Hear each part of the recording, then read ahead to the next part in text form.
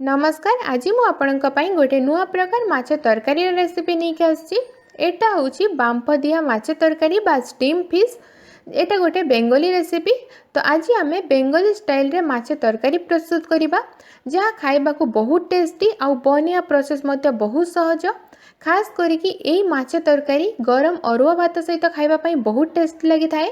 तो चलंतु एबे एई माछ तरकारी बनिया पई मु एठी रोही माछ नेइछि 3 पीस। आउ या भल भाव में वॉश कर नहीं आपण ये रोही माछ बदल में भाकुर माछ भी यूज करें। तो प्रथम ए अध छोट चामच लुण ऐड करेंगे बा स्वाद अनुसार लुण पकेबे। तापर ए अध छोट चामच हलदी गुंड, एवं 1/3 छोट चामच सुखिला लंका गुंड, तापर 1/3 छोट चामच काश्मीरी लंका गुंड, अध छोट चामच धनिया गुंड, एवं 1/3 छोट चामच जीरा गुंड ऐड करेंगे। तापर एथिरे 1/3 छोट चामच गोटा मेथी ऐड करेंगे बा मेथी दाना ऐड करेंगे। एबे एथिरे सोरिष रसुण पेस्ट ऐड करिबा। तो मु एठी गोटे बड़ चामच सोरिष रसुण पेस्ट ऐड करिछि। तापर किछि कटा पियाज, किछि कटा टमाटो पकेबे। एबे एथिरे 2टा कंचा लंका ऐड करेंगे। तापर एथिरे किछि कटा धनिया पत्र ऐड करि देबे। आउ ता सहित मु एठी गोटे आंबुल ऐड करिछि। एबे सब को भल भाबरे मिक्स करि नेबे। ये मिक्स हो गला, मत मसला टी कम लगुच तो से मुझे आउ एक्स्ट्रा गोटे बड़ चामच सोरिष रसुण पेस्ट ऐड कर देछि। तापर एथिरे सोरिष तेल ऐड करिबा। तो 2 छोट चामच सोरिष तेल ऐड करेंगे। तापर या भल भाव में मिक्स करि नेबे।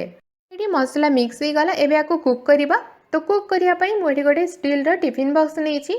तो एबे एथिरे सब माछ को ऐड करि देबे। तो मसला भी भल भाव में या सांगरे ऐड करिवे।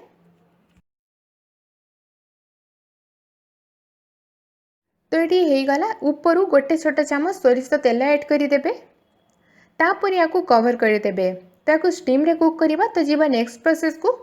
तो स्टीम रे कुक करने मुझे गोटे कढ़ाई नहीं, कढ़ाई रे पानी नहीं। तो पाखापाखि 1/2 लीटर पानी देबे। तापर मझिरे एमती टिफिन बॉक्स को रखीदेवे। तापर गैस फ्लेम को हाई करिकी पानी रे बॉयल आसिया पर्यंत छाड़ीदेवे।